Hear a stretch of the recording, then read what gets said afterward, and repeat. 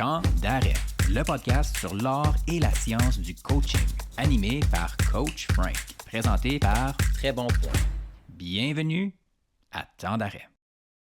Épisode 127, recommandations d'activité physique, VO2 max, zone 2, santé métabolique, santé cardiovasculaire et principes d'entraînement avec Steve Truong, MD. Bonjour tout le monde, c'est Coach Frank qui est avec vous. Mon intention avec Temps d'arrêt, c'est de déconstruire tout ce qui touche de près ou de loin à l'art et la science du coaching.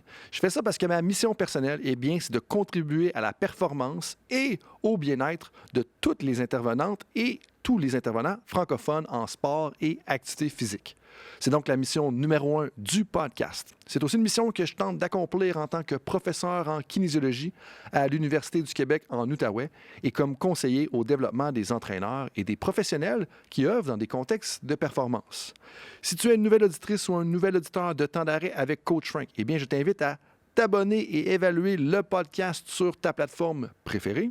Pour les auditrices et auditeurs loyaux de Temps d'arrêt, je te dis un gros merci. Et surtout, je t'invite à suivre Coach Frank PhD dans un mot sur tous les médias sociaux et à être un ami en partageant à un ami. Be a friend, tell a friend, comme ils disent en anglais. Ça prend 5 secondes et ça va contribuer à ton développement professionnel ainsi que celui de notre système. Pour l'épisode d'aujourd'hui, mon invité est Steve Truong. Au-delà d'un grand ami, Dr Steve Truong pratique la médecine d'urgence depuis 7 ans. Plus récemment, il a complété un diplôme en médecine du sport du Comité olympique ainsi qu'une certification Lifestyle Medicine, médecine basée sur le style de vie. Il pratique également la médecine sportive depuis 2023. Au-delà de ses intérêts professionnels, il est passionné par l'activité physique et ses bienfaits sur la santé. Et il a eu l'opportunité de présenter sur ce sujet aux étudiants en médecine lors des Grand Rounds hospitaliers et à un congrès national. Dans une autre vie, il a aussi été un joueur de badminton universitaire avec les Carabins de l'Université de Montréal. L'épisode d'aujourd'hui, elle est très chère à mes yeux parce qu'elle a été faite avec un grand ami avec qui je partage beaucoup de mes activités physiques et mes activités sportives. Et elle va surtout être pertinente pour tous les professionnels qui n'ont pas le temps de prendre soin de leur santé. Puis oui, je te parle peut-être à toi. C'est-à-dire que si tu as de la misère à rentrer l'activité physique dans ton horaire, je pense que tu devrais prendre le temps d'écouter ce podcast-là parce que tu vas voir à quel point tu n'as pas besoin d'en faire tant que ça, de un, mais de deux, qu'est-ce que tu as besoin de faire pour justement que ça fasse la différence? Les deuxièmes personnes ou le deuxième profil de personnes qui va être intéressé par le podcast, c'est tous les professionnels de la santé qui ont besoin d'un petit cours 101 ou d'un petit rafraîchissement sur les recommandations de santé et activité physique. Donc, tu es un médecin, tu es un physiothérapeute, tu es un kinésiologue, tu es un ergothérapeute, tu n'as pas trop suivi un peu ce qui se passe dans l'actualisation un peu des recommandations sur la santé, ce qui va au-delà un peu du 150 minutes d'activité physique par semaine. Je pense que d'écouter cette conversation-là, ça va être vraiment intéressant puis pertinent pour ton travail. Et puis, comme je l'ai dit en introduction, si vous avez besoin de sentir ou savoir pourquoi moi je tenais à parler de ça, même si on est loin du coaching sportif, moi ce qui m'importe, c'est oui la performance professionnelle de toutes les personnes qui sont à l'écoute de Temps d'arrêt, mais c'est votre bien-être aussi. Puis je pense que c'est important de prendre soin. Je le dis dans le podcast, puis je vous le redis tout de suite maintenant. C'est comme la maman dans un avion. Si tu veux t'occuper de 20 athlètes, 40 athlètes, si tu veux t'occuper d'une équipe d'employés de 23 employés, si tu veux t'occuper de tes patients, de tes clients, mais la première chose à faire, c'est comme la maman dans l'avion.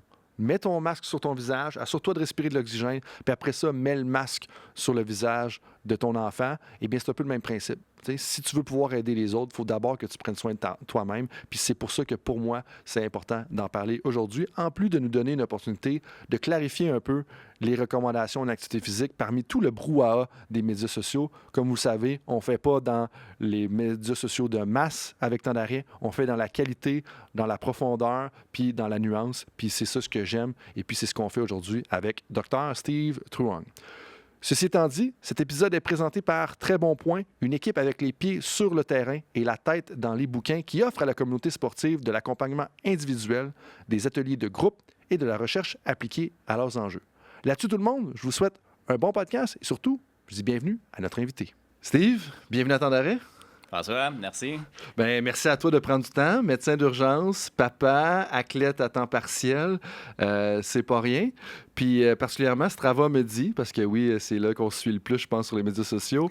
Strava me dit que tu as récemment complété un 300 km de vélo. Oui, merci de le souligner. On a eu vraiment du plaisir cette journée-là. C'est un objectif de un petit bout avec deux bons amis. Là, fait que souligner Anne-Sophie et Fred avec qui on a roulé. Super expérience, fantastique journée. Ça a permis de repousser les limites, un peu être dans l'inconfort. Fait que vraiment tout ce qu'on recherchait de l'expérience. Ben, tu sais, l'inconfort, je pense que tu aurais pu être inconfortable après 70 km. Là. Je sais pas, tu sais, comme à 300 km, c'est encore plus qu'un inconfort. Mais qu'est-ce qui t'a amené à vouloir faire un 300 km de vélo? Ah, Frank, je te confirme, je suis inconfortable à 30 km. Tu peux t'imaginer que la journée était longue. Mais pour répondre à ta question, c'est toujours un peu de comme, se dépasser, voir la limite et où aussi. Puis, tu sais, j'avais essayé ça auparavant avec mon frère il y a déjà 2-3 ans, puis on n'avait pas été capable. Fait qu'on aime toujours essayer de se mettre des défis comme ça, qu'on réussit pas toujours. Je pense que ça fait partie de trouver la limite et où, puis il y a un certain plaisir à ça pour nous, c'est sûr. OK, puis t'as dit que t'as pas réussi à te rendre avec ton frère. Comme t'en as fait comme pour combien avec ton frère? Tu t'es rendu jusqu'à où quand vous avez essayé il y a 3 ans? Ah oui, c'est clair, je me suis pas rendu avec mon frère parce que, écoute, c'est un boulet, là, fallait que je le prenne. Non, c'est pas vrai. C'est le plus en forme des deux. Tu pourras regarder son Strava d'ailleurs, comme que tu l'as mentionné plus tôt. Mais on a fait, je pense, le 2/3 du voyage. Puis c'est une journée fantastique aussi. On a vu plein de belles gravel roads dans le coin de l'Estrie, là, d'où ce qui vient. Mais écoute, c'était juste un trop gros objectif pour le temps. Fait que cette fois-là, ça n'avait pas marché. Mais super expérience encore. Puis l'inconfort, il ressemblait à quoi? Tu sais, comme dans le 150, 300 km, on va parler davantage de la santé à long terme, de l'activité physique, de l'importance du VO2, toutes ces choses-là, tu sais, dans les prochaines minutes. C'est une des affaires qui était importante pour toi, tu voulais qu'on en parle, puis on va y revenir, tu sais. Puis là, disclaimer, avertissement pour tout le monde, on n'est pas en train de vous dire que vous avez besoin tous de faire un 300 km. C'est pas ça le point. Mais je trouve ça intéressant de dire que comme, hey, tu as décidé de faire un 300 km de un props. Moi, juste 70, j'ai les genoux qui sont fendus de bord en bord. Mais ceci étant dit, comme ça ressemblait à quoi l'inconfort de 150 à 300? Tu sais, pour moi, qui a jamais exploré cette zone-là, qui va peut-être l'explorer avec toi dans 3 ans, je sais pas. Mais comme je suis curieux de savoir. Ben, je pensais que cet après-midi, on allait faire ça après le podcast. Quand on se reparlera de nos plans, ça a l'air qu'on n'était pas sur la même page. Blague à part, pour revenir à ton point, ces expériences-là, moi, ce qui m'amène, c'est que je trouve que l'inconfort est variable. Puis souvent, je trouve qu'on commence, puis on se sent déjà inconfortable, il y a peut-être un peu de nervosité. Puis qu'est-ce qui est drôle, c'est que des fois, le kilomètre 2,50, il est moins pire que le 200e. Puis là, à 2,75, c'est une grosse problématique, gros inconfort. Puis tous ces hauts puis ces bas-là finissent par tous s'aplatir dans le temps. Puis je trouve que ça s'applique beaucoup à la vraie vie, c'est dans les défis qu'on peut vivre ou les obstacles qu'on vit dans la vie. Fait que c'est une belle leçon pour moi qui se transpose de dire, tu sais quoi, t'es peut-être dans une passe difficile, mais les choses vont passer, vont s'améliorer, vont changer. Il faut juste hang in there, si on veut. Puis qu'est-ce que tu veux dire par les défis s'aplatissent? C'est-à-dire, je pense que quand on prend la vue de recul, tout a de l'air un peu plus plat. Je pense que les hauts et les bas, les vallées puis les montagnes, quand on est dedans, sont très hauts puis très bas. Mais c'est un peu le cognitive reframing de prendre la vue de 30 000 pieds. Quand on regarde ça après ou d'une perspective plus haute, tout paraît un peu moins pire dans le passé. C'est une bonne leçon de se rappeler. C'est intéressant parce que ce matin, en route justement vers le studio pour enregistrer le podcast, j'étais en train d'écouter le livre audio de Endure de Alex Hutchinson, qui a été recommandé par Myriam Paquette, je pense, épisode 58-57 pour les gens qui cherchent, spécialiste en entraînement par intervalle. Mais le lien avec ça, c'est que dans le chapitre 6, ou en fait le chapitre 5 qui discute de la douleur, il parlait comment est-ce que si tu... Là, je paraphrase ce qui a été dit, là, je vous invite à le lire, là, tout le monde. Il parlait que si une personne court 100 000, là on parle de courir 100 000, donc 160 km, puis une personne court 200 000 sur une période de temps, parce qu'il y a des courses là, comme l'Ultra Trail du Mont-Blanc, c'est comme 170 km, des choses comme ça, peut-être ton prochain défi.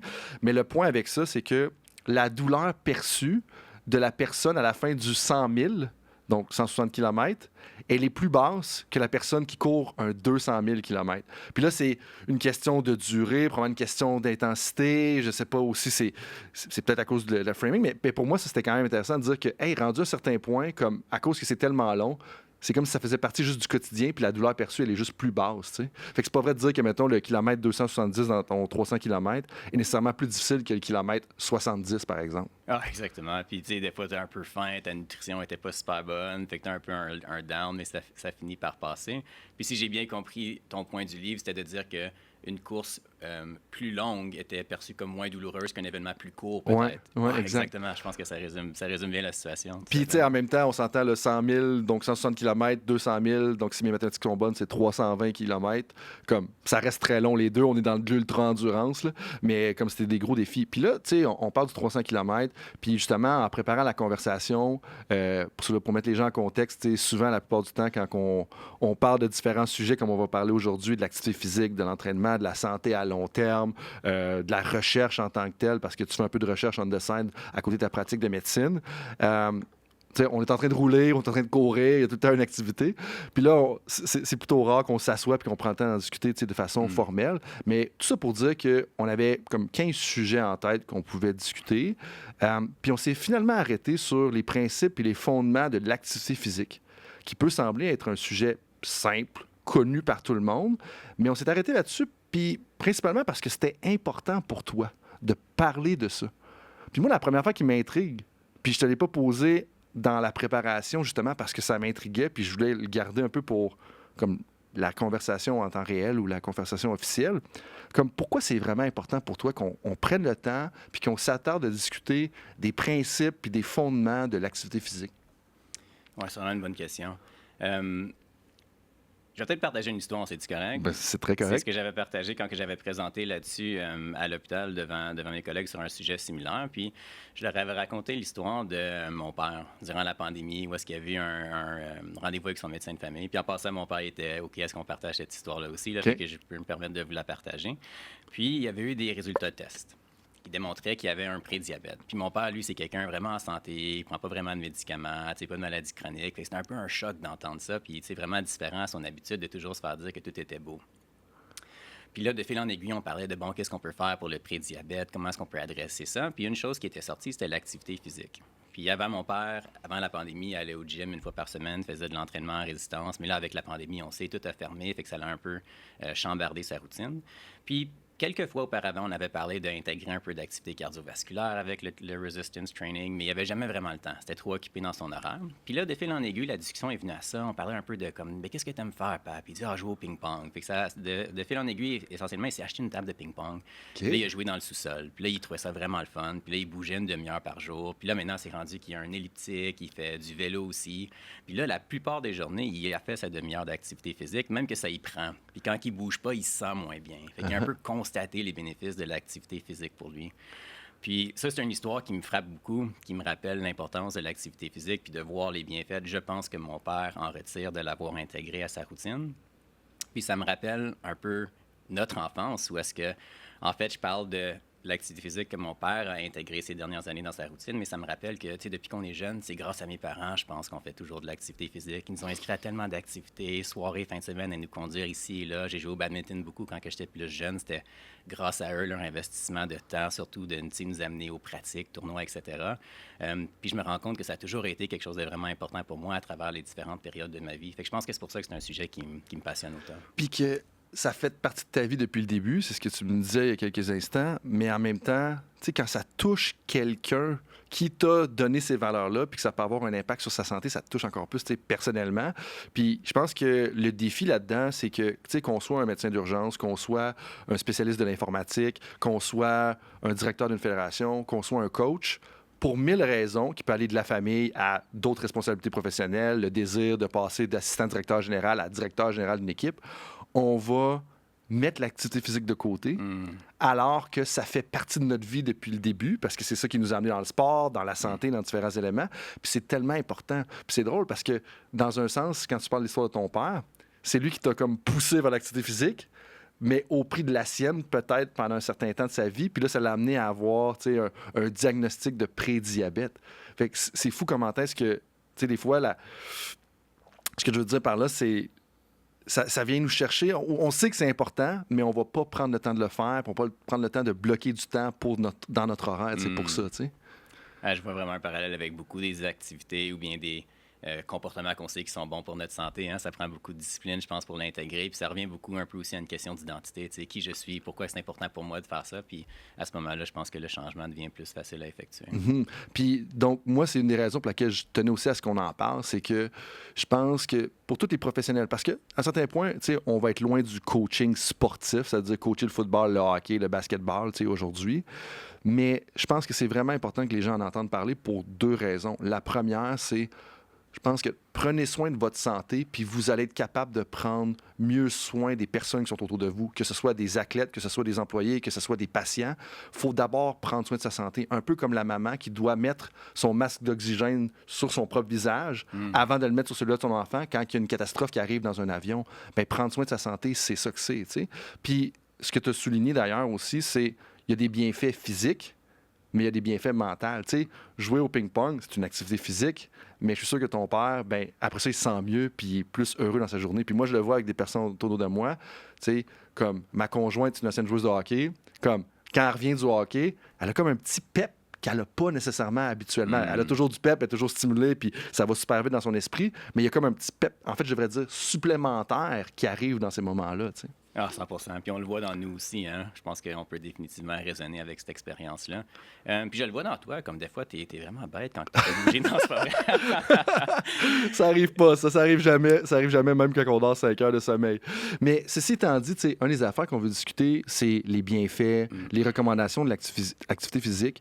Puis l'affaire qui me frustre un peu là-dedans, dans laquelle je baigne un peu dans les derniers mois en préparation pour le cours de physiologie de l'exercice à l'Université du Québec en Outaouais, c'est que il y a plein de messages qui sont envoyés à gauche et à droite sur les médias sociaux, que ce soit comme Bill Belichick dirait sur InstaFace ou FaceChat ou des choses comme ça, là, puis je fais exprès de mal les phraser. Donc, les recommandations d'activité physique ont été un peu éparpillées, tu sais, sérieusement, puis j'aimerais ça peut-être que tu nous aides à faire un topo de qu'est-ce qu'il y en est. Là. Tu sais, on parlait en pré-entrevue du 150 minutes, on en est où par rapport à ça? Donc, peut-être, je pense que aussi tu as un disclaimer à faire en premier, puis après ça, dire, hey, on commence par où, là, en termes de recommandations d'activité physique, dire, hey, je veux prendre soin de ma santé, je veux pas me ramasser avec un prédiabète, je veux être confortable pour prendre soin des gens autour de moi, comme on commence par où? Oui, bonne question, Frank. Merci de me rappeler pour le disclaimer, fait que j'en profite pour le faire. C'est juste de souligner que je suis ici pour partager mes opinions personnelles qui sont les miennes. Évidemment, c'est pas un reflet des milieux où je travaille ou de mes employeurs. Puis aussi que la discussion, c'est des opinions aussi. Encore une fois, on va présenter des évidences, mais qu'il n'y a définitivement pas de relation patient-médecin qui est créée ici. Puis que si jamais vous avez des questions médicales à ce sujet-là qui vous concernent personnellement, de les adresser à un professionnel de santé ou votre médecin. Super. Pour en venir à ta question, on en parlait tantôt, je pense qu'il faut prendre un peu un pas de recul si c'est correct avec toi, puis peut-être rentrer un peu à définir l'activité physique avant qu'on se lance à en parler.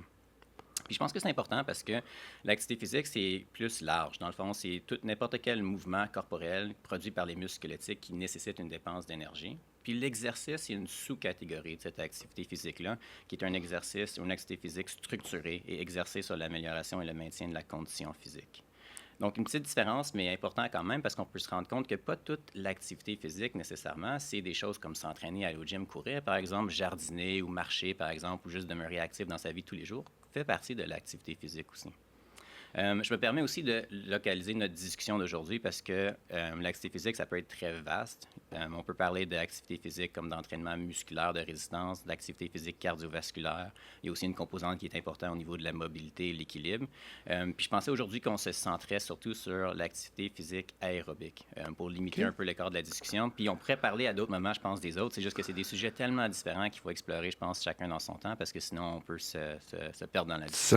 Certainement. C'est déjà arrivé quelques fois, soit en vélo ou de façon plus décontractée. Puis pourquoi l'activité physique cardiovasculaire particulièrement?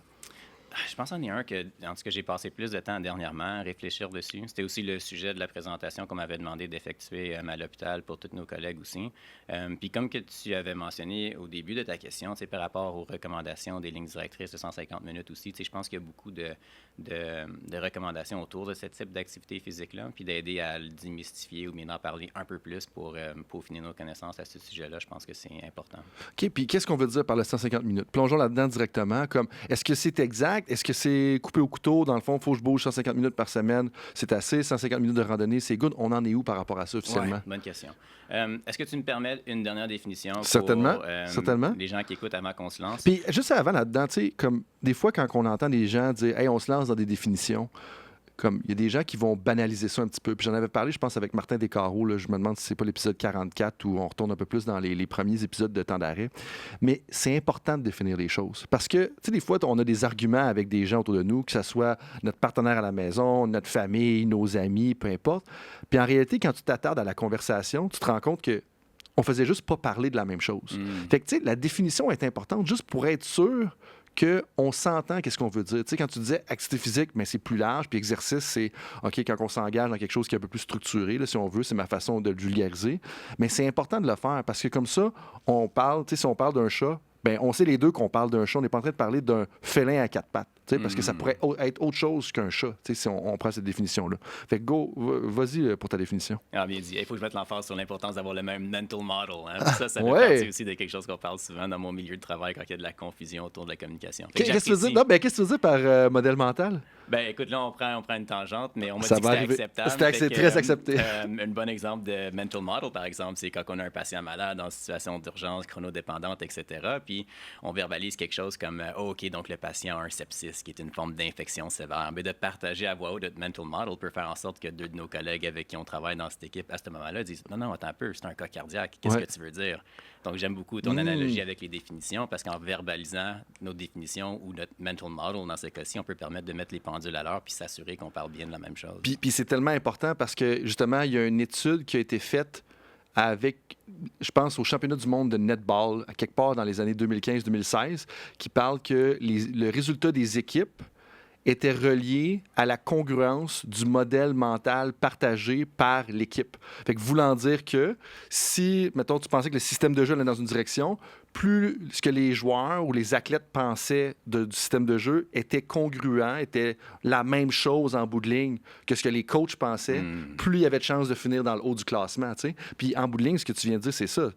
La réanimation en salle d'urgence, le traitement d'un patient dans une crise en salle d'urgence ou dans le sport, ben c'est un sport d'équipe. Tout le monde a son rôle à jouer, tout le monde a sa contribution à faire. Fait que tout le monde soit un peu être dans la même direction, qu'une façon, tu sais, un modèle mental partagé, c'est une façon scientifique de dire tout le monde est dans la même direction puis voit la même chose, bien, ça devient important. Puis il y a des études, justement, qui backent que la performance puis les résultats dans des sports d'équipe tendent vers les équipes, justement, qui ont plus de succès, tu sais, qui ont le même modèle mental partagé. Fait que ça fait plein de sens, là.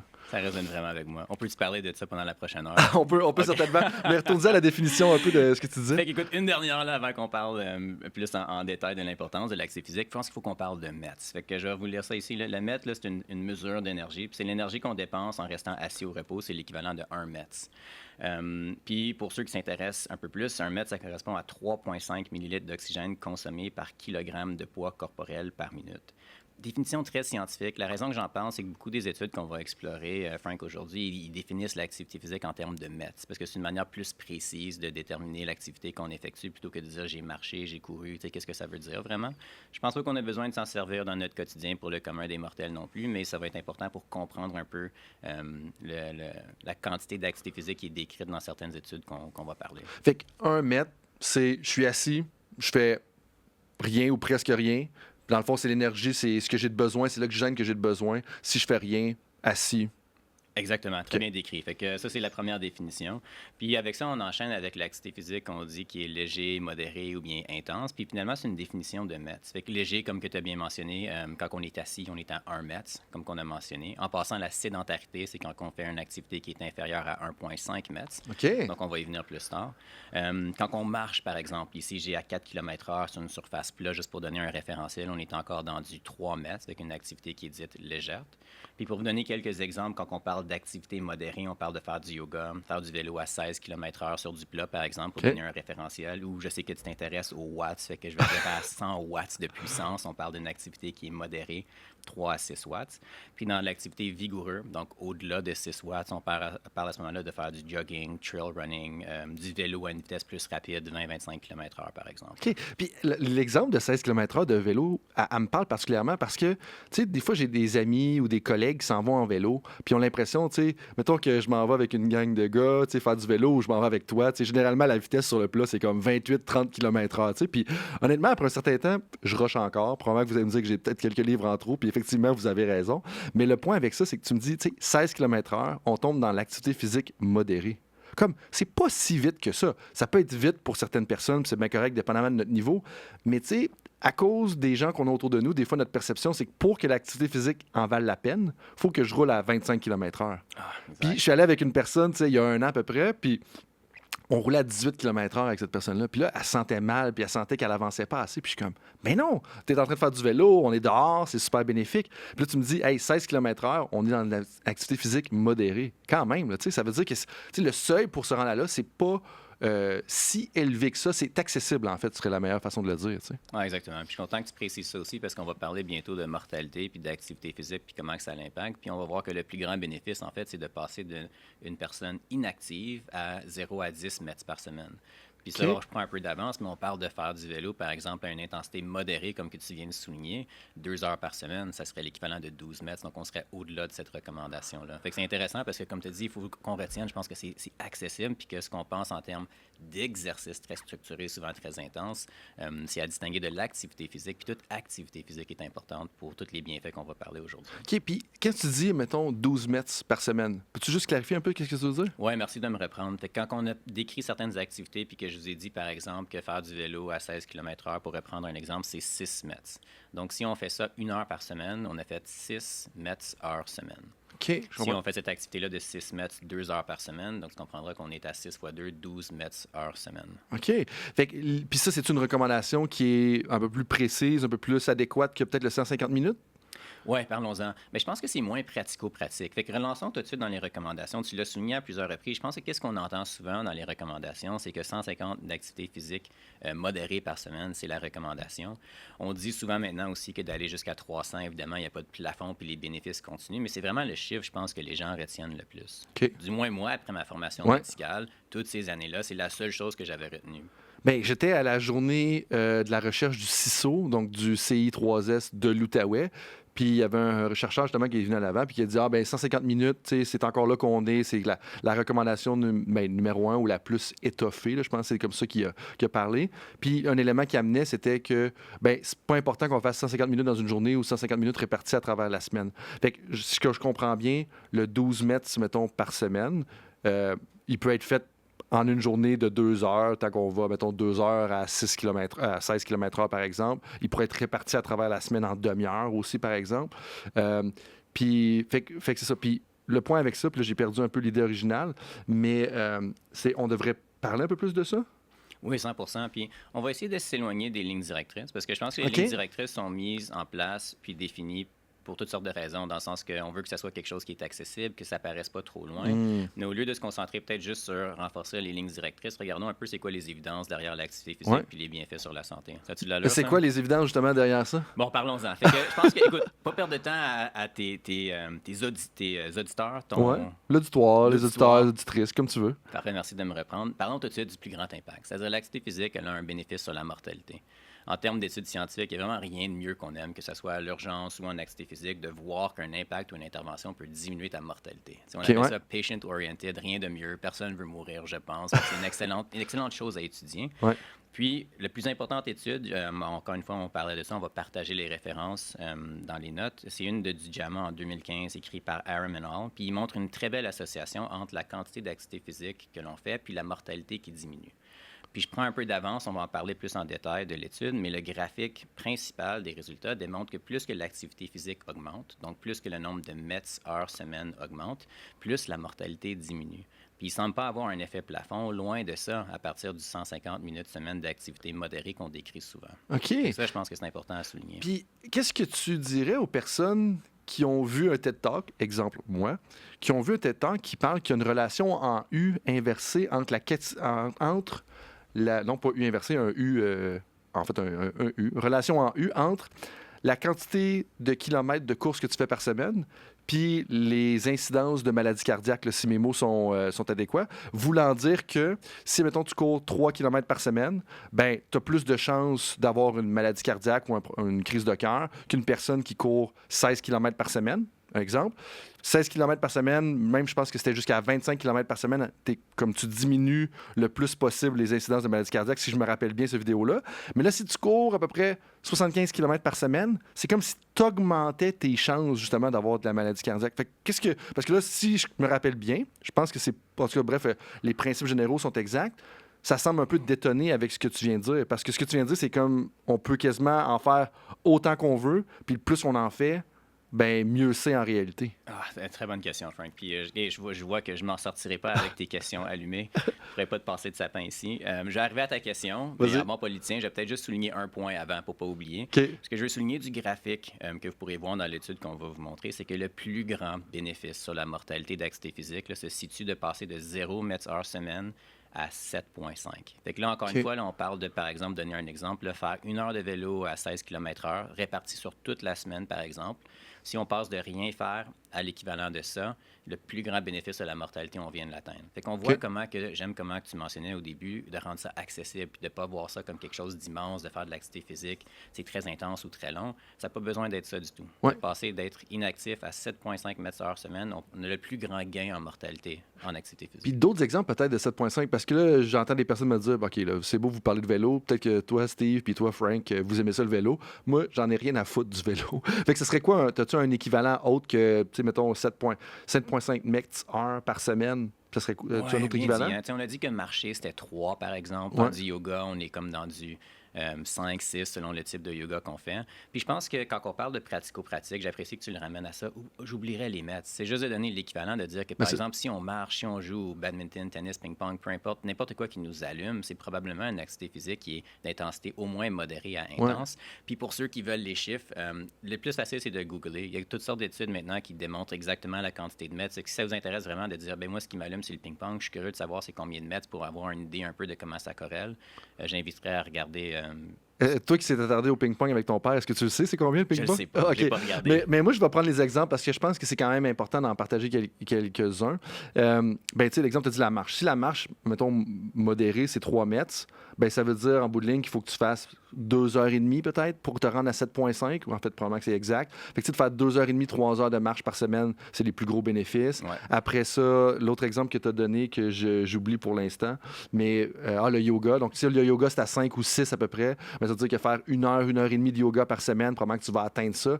Puis ce que je trouve le plus intéressant là-dedans, c'est que je pense que la première chose à faire, en bout de ligne, c'est de trouver ce que tu aimes faire. Ouais. Pas de partir de dire « Hey, j'ai besoin de faire 150 minutes ». Non, c'est comme, qu'est-ce que tu aimes faire? C'est à peu près quoi l'équivalent au niveau du défi? Puis après ça, de dire, OK, ben avec ça, il faut au moins que j'en fasse, mettons, 1h30 par semaine. Fait que je prends l'exemple de la personne qui aime ça jouer dans une ligue de hockey récréative, les beer league, là, les ligues de bière, comme le monde dirait. Ben, tu sais, en bout de ligne, si tu dis que, hey, 1 heure de jouer au hockey, intensité modérée, c'est peut-être mon 7,5 mètres, ce qui est probablement plausible, ben, OK, 1 heure par semaine, ben au moins c'est ça. Ben, tu sais qu'après ça, que ton minimum dans ta vie, c'est ça. Puis c'est là que tu sois médecin en urgence, que tu sois professeur universitaire, que tu sois directeur d'une fédération sportive, que tu sois coach, que tu sois physiothérapeute propriétaire, ben ça devrait être ton minimum en bout de ligne de trouver, hey, comment est-ce que je peux rentrer mon 7,5 puis potentiellement peut-être me rendre à 12, justement. T'sais. Ah, c'est tellement bien dit. Puis j'apprécie que tu le soulignes comme ça parce que je pense qu'on a une discussion aujourd'hui qui va être plus scientifique sur les études pour nous permettre de le comprendre. Puis on parle de termes de mètres et tout, mais quand on parle de behavior change ou comment intégrer l'activité physique à notre vie, puis qu'on est un professionnel qui a ces discussions-là avec des patients ou des clients, il faut avoir la discussion un peu avec un pas de recul, un peu sur, tu sais, c'est quoi ton identité, c'est quoi ta vision, qu'est-ce qui t'allume, puis c'est là qu'on amène un changement plus durable. Puis là, je sais que je parle dans tes cordes avec ton expertise de coach. Puis là, finalement, si on revient à la relation en U inversée, comment est-ce que tu réconcilies un peu ces deux modèles-là? Tu sais, la progression linéaire, tu étais rendu à 7,5, puis le fait que, moi, j'ai entendu parler de la relation en U inversée entre, mettons, la distance que tu cours par semaine, puis il faut que j'arrête de dire en U inversé. La relation en U entre les kilomètres que tu cours par semaine puis l'incidence de maladies cardiaques ou de problèmes cardiaques. Bon, bonne question. J'espérais que tu oublies la question. Le point est valide. Puis je vais te dire tout de suite que selon l'expert à qui on parle, pas tout le monde a la même opinion. Fait que c'est la première chose à dire, c'est que je pense qu'on est dans une zone d'incertitude, puis c'est important de le souligner. Fait que je peux pas dire avec certitude que j'ai la réponse par rapport à ça. Quelque chose, par contre, au niveau de cette relation-là en U ou bien le J-curve qu'on décrit avec la mortalité, Pour être très spécifique, si vous regardez l'étude que je vous ai citée là, de JAMA 2015, on voit que quand on augmente le nombre d'activités physiques de 15 à 20 mètres, à 40 mètres, là, encore une fois, il n'y a pas de J encore. C'est-à-dire que la mortalité ne fait que diminuer. OK. À ton point, Frank, quand on arrive dans des extrêmes, fait que plus que 75 mètres heure semaine. Fait que là, petit calcul mental, là, on est rendu dans assez d'activités physiques par semaine. On voit effectivement que la mortalité augmente. Qu'est-ce qu'il faut souligner de cette courbe en J, c'est qu'elle n'est pas présente dans toutes les études. C'est-à-dire qu'il y a des études qui la démontrent et des études qui ne la démontrent pas.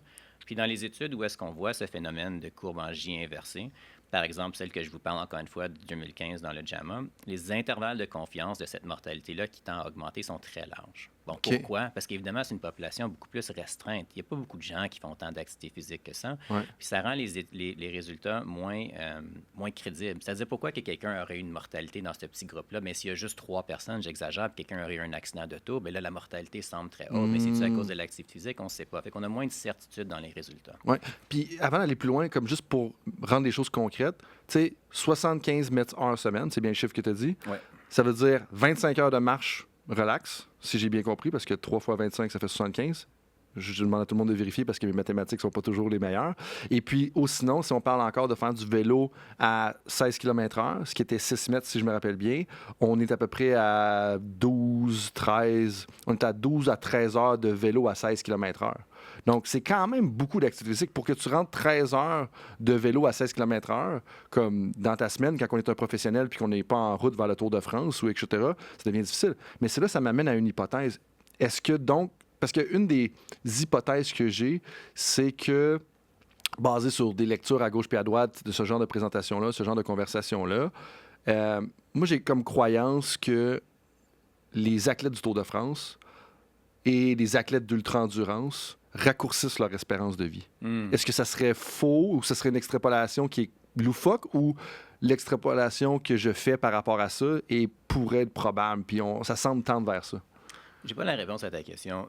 Je sais pas la réponse, mais aussi, c'est que je me dirais que c'est multifactoriel, dans le sens que c'est probablement, si on accepte là, ton hypothèse que leur espérance de vie est réduite, c'est-tu juste à cause du volume d'activité physique ou c'est-tu à cause que ils sont à la fine pointe des suppléments, puis il y a peut-être des choses détrimentales qu'ils prennent des fois. On a vu les scandales de doping, etc. Fait que en je pense cyclisme? Exact. Hein? Donc, je me demande toujours, comme au bout du compte, si leur mortalité n'est pas dans le meilleur range, par exemple. C'est-tu qu'un effet de l'activité physique qui est trop importante ou ils sont un peu intenses dans beaucoup de sphères de leur vie, je pense aussi. Fait que c'est peut-être dur de démêler les cartes à ce niveau-là. Oui. Si tu me permets d'enchaîner, par contre, une chose go. que je trouve intéressante, juste pour finir la discussion sur la mortalité, c'est que ce qu'on voit, que la courbe en J inversée, comme qu'on a décrit, premièrement, on ne la voit pas dans toutes les études. Je vous rappelle bien, on la voit dans certaines. Les intervalles de confiance sont larges.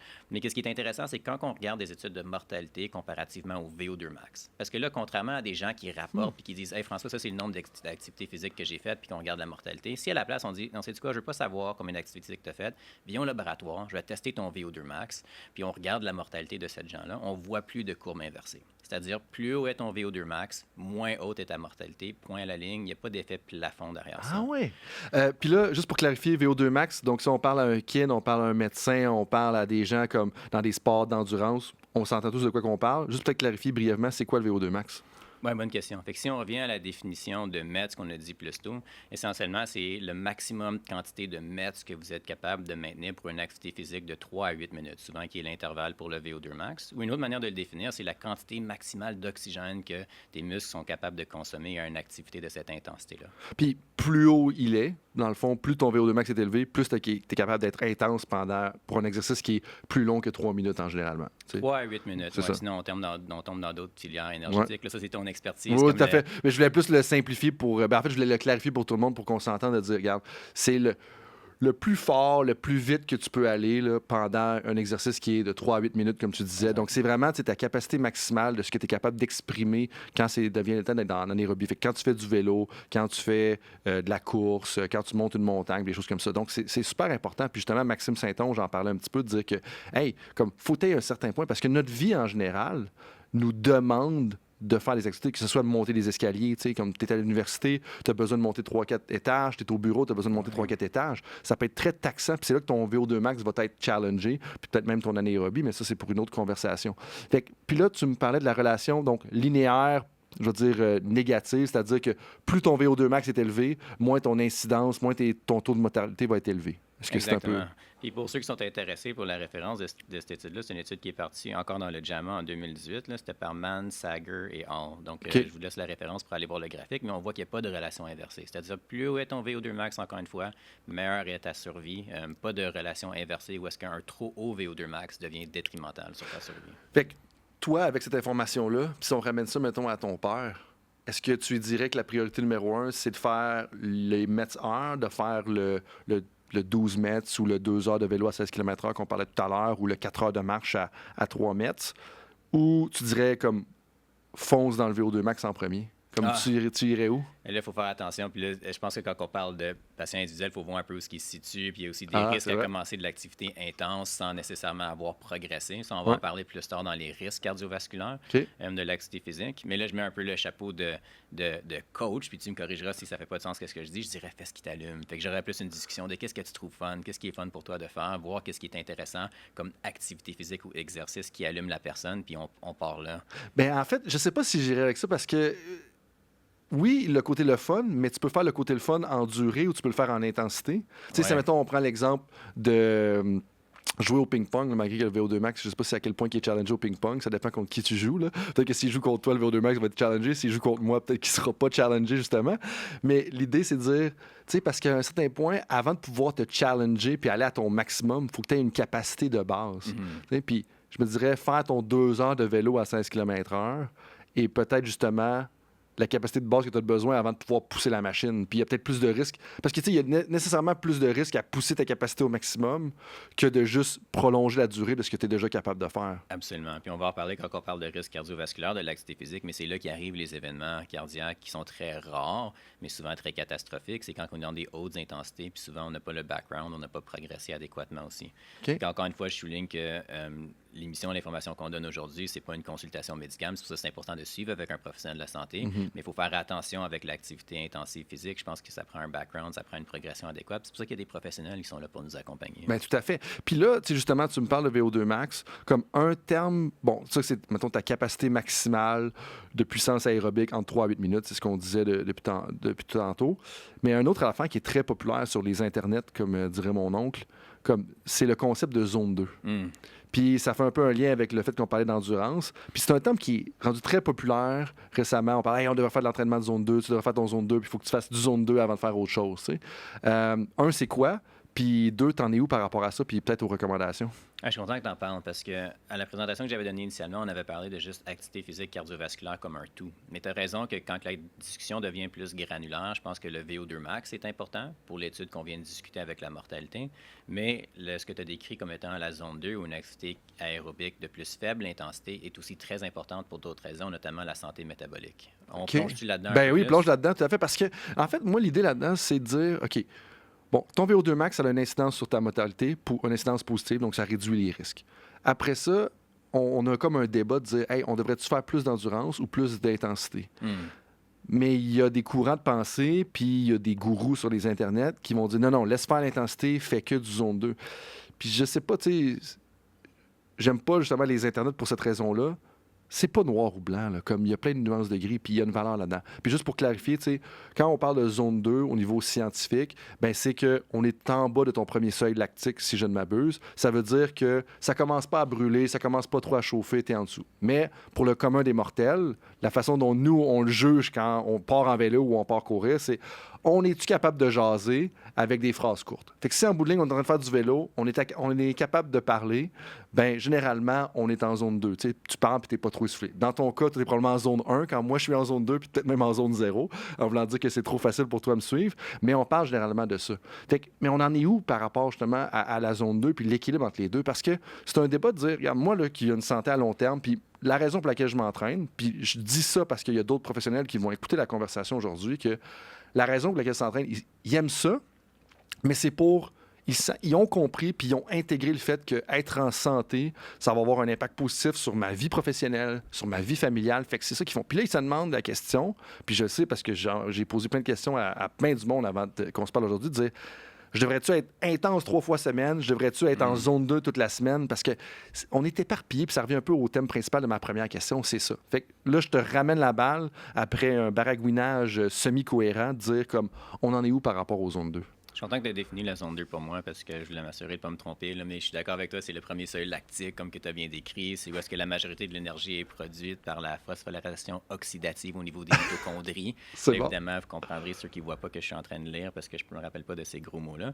Mais ce qui est important de comprendre, c'est que c'est une zone de basse intensité, comme que tu as souligné, où est-ce que la majorité de notre énergie est produite au niveau des mitochondries. Fait que la zone 2, si on peut voir ça avec cette analogie-là, c'est un entraînement, en fait, qui renforce notre système de mitochondries. Puis la santé de notre mitochondrie, c'est très important, puis c'est associé avec plusieurs maladies chroniques quand que ça devient problématique ou détrimental. OK.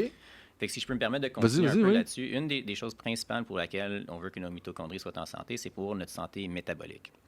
Une santé métabolique qui est pathologique à l'extrême, c'est ce qu'on appelle le diabète. Fait que le produit final d'une pathologie ou d'un système métabolique qui ne fonctionne pas très bien, c'est un diabète de type 2. Puis ça, typiquement en médecine, là encore une fois, il faut que je lise parce que ta conjointe pourrait me corriger, ça, c'est pas quelque chose qu'on fait souvent à l'urgence, mais le diagnostic de diabète se fait quand que notre taux de sucre dans notre sang arrive au-delà d'une certaine valeur. Okay. Je pense que les chiffres sont pas trop importants.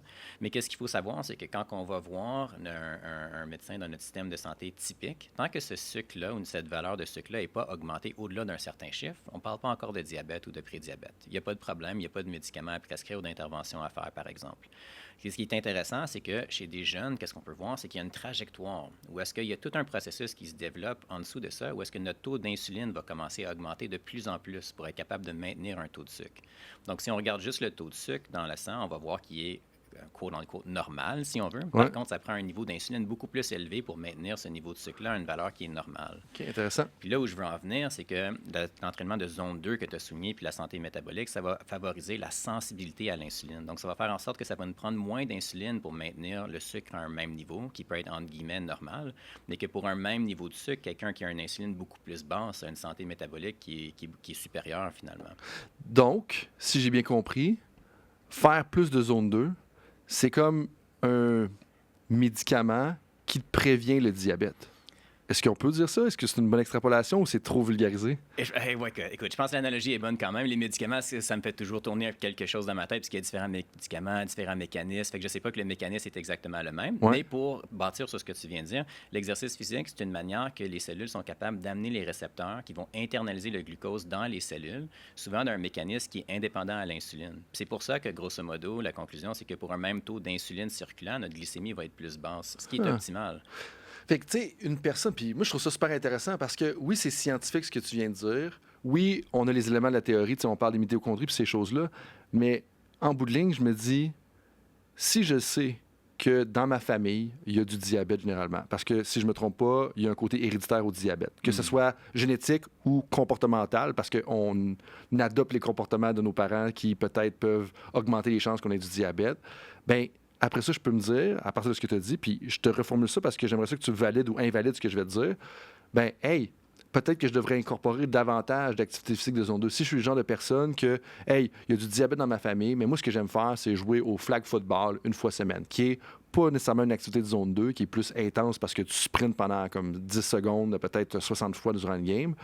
Bien, je devrais peut-être incorporer davantage de zone 2 dans ma vie de tous les jours, c'est-à-dire de l'exercice où est-ce que je pars, je suis capable de jaser pendant que je le fais, puis ça va peut-être aider à retarder l'apparition du diabète ou même peut-être le prévenir quand je vais arriver à l'âge peut-être de mes parents ou l'âge de ma famille, où est-ce que ma famille traditionnellement avait le diabète. Est-ce que c'est faux? Est-ce que c'est valide un peu comme extrapolation? Ah, 100%, je pense que c'est important d'engager dans ce type d'activité physique-là. Puis ça me ramène quelque chose que tu avais dit plus tôt que je voulais ressouligner, où est-ce qu'on était très noir ou blanc, entre comme, est-ce que c'est le VO2 max, la haute intensité, mais la basse intensité, la, entre guillemets, zone 2 qu'on décrit qui est important. Il faut voir ça un peu comme les deux le sont. La zone 2, c'est un peu la pyramide, la base de la pyramide qui bâtit le fitness cardiovasculaire, puis le VO2 max étant la fine pointe, mais sans une bonne fondation, si on veut, c'est difficile d'amener le top de la pyramide très haut aussi. Fait qu'il y a une certaine relation entre les deux aussi, mais c'est deux composantes qui sont importantes pour les raisons qu'on a discutées. Un, la santé métabolique, la basse intensité, mais aussi l'association entre le VO2 max puis la mortalité. Fait que je pense pas qu'on peut se permettre d'en ignorer un. Puis ça revient un peu à ce qu'on disait tout à l'heure quand on avait le débat, c'est de dire, te poser la question, moi, ma pyramide ressemble à quoi? Est-ce qu'elle est large? Donc, si elle est large, ça veut dire que techniquement, j'ai une bonne capacité d'endurance, je suis bon à faire de la zone 2, mais le haut de la pyramide n'est pas très haut, donc je devrais peut-être chercher à l'agrandir. Fait que de se poser la question, est-ce que je suis une personne plus endurante ou est-ce que je suis une personne qui a une plus grande puissance? Puis après ça, voir en fonction de la réponse à cette question-là, bien, est-ce que je dois élargir ma pyramide ou je dois augmenter la hauteur de la pyramide en tant que telle. Puis c'est là que, en fait, je serais curieux de savoir, toi, je sais que dernièrement, dans nos différentes conversations, tu as commencé à t'attarder davantage à ton propre VO2 max. Est-ce que c'est un peu en lien avec cette réflexion-là ou c'est quoi la raison pour laquelle tu as dit, hey, comme vraiment, là, ma priorité numéro un ou mon focus, si j'ai bien compris, puis corrige-moi si c'est pas le cas, c'est vraiment d'augmenter ma capacité aérobique maximale? Oui, c'est une bonne question. Je pense qu'il y a un peu de tout. Puis quand on commence à lire sur ces sujets-là, ces dernières années, on a eu beaucoup de discussions aussi. Ça vient piquer ma curiosité aussi. Fait qu'il y a un peu un degré de curiosité aussi. Puis en dessous de ça aussi, je pense que c'est de se dire, bon, ben écoute, si j'ai X nombre d'heures d'activité physique par semaine, est-ce qu'il y a manière d'optimiser ça, tout en rendant ça agréable aussi? Puis ce que je me suis rendu compte, c'est qu'il y a beaucoup de... En fait, avant de regarder ça, je faisais beaucoup juste de basse intensité. J'avais beaucoup de fun juste à sortir dehors, aller dans le bois, trail run ou faire du vélo, mais je portais pas vraiment attention à l'intensité. Puis le temps qu'à sortir, je me dis, ben écoute, c'est fun des fois aussi de pousser un peu plus, puis là, je retrouve un plaisir là-dedans. Puis en plus, je vois que ça l'amène à une distribution d'entraînement qui est peut-être plus optimale pour des bénéfices à santé à long terme. OK, je te suis. Puis là, ça m'amène à penser à comme, tu sais, il y a un de mes anciens joueurs avec qui je parlais il y a peut-être un mois. Puis lui, il me disait comme qu'il sort le mardi soir, tu sais, juste pour prendre une marche, juste pour les bienfaits au niveau de la santé mentale, parce qu'il s'est rendu compte que ça y fait du bien. Tu sais, ça marche là, du soir, puis là, je dis le mardi soir parce que je pense que c'est toujours le mardi soir, puis s'il est capable, il en rentre d'autres. Mais est-ce que ça marche du mardi soir à compte comme une activité de zone 2 ou ça correspond un peu aux critères? Ah, OK, ça, c'est une bonne question. Le message que je veux que les gens retiennent, c'est que le plus important, c'est de bouger pour ce qu'on a dit au début, puis ne pas trop s'embourber dans les chiffres. Bon, maintenant, je sais que tu es un fan de Peter Attia aussi, qui rentre très en détail là-dedans. Pour revenir à la définition physiologique de la zone 2, c'est quand le lactate, dans le fond, augmente, mais il demeure juste en dessous d'un seuil de 2, qui démontre que nos mitochondries sont capables de l'utiliser comme énergie pour faire la phosphorylation oxydative qu'on a décrit plus tôt, etc. Donc, on voit qu'il faut quand même avoir une certaine intensité pour arriver à cette zone 2-là. Fait que si quelqu'un était absolument intéressé à s'assurer que les marches étaient en zone 2, je pense qu'il faudrait utiliser peut-être certains marqueurs, par exemple, perceived rate of exertion, comme que tu as bien mentionné, c'est-à-dire on peut parler, mais en phrase courte parce qu'on reprend un peu notre souffle, ou bien si on connaît bien nos chiffres aussi, la fréquence cardiaque peut être utilisée aussi pour estimer. Certaines personnes utilisent le lactate, ils font des finger pricks pour voir le niveau de lactate. Je pense pas que c'est ce qui intéresse la majorité. C'est pas nécessaire, je pense, pour avoir les bienfaits. Puis je pose la question parce que c'est important, parce que avec ce que tu avais dit, je pense pas que j'avais réalisé à quel point, avant que tu l'expliques il y a quelques instants, que d'en faire, ça peut potentiellement être un outil pour prévenir le diabète et ou le retarder, l'exercice de zone 2.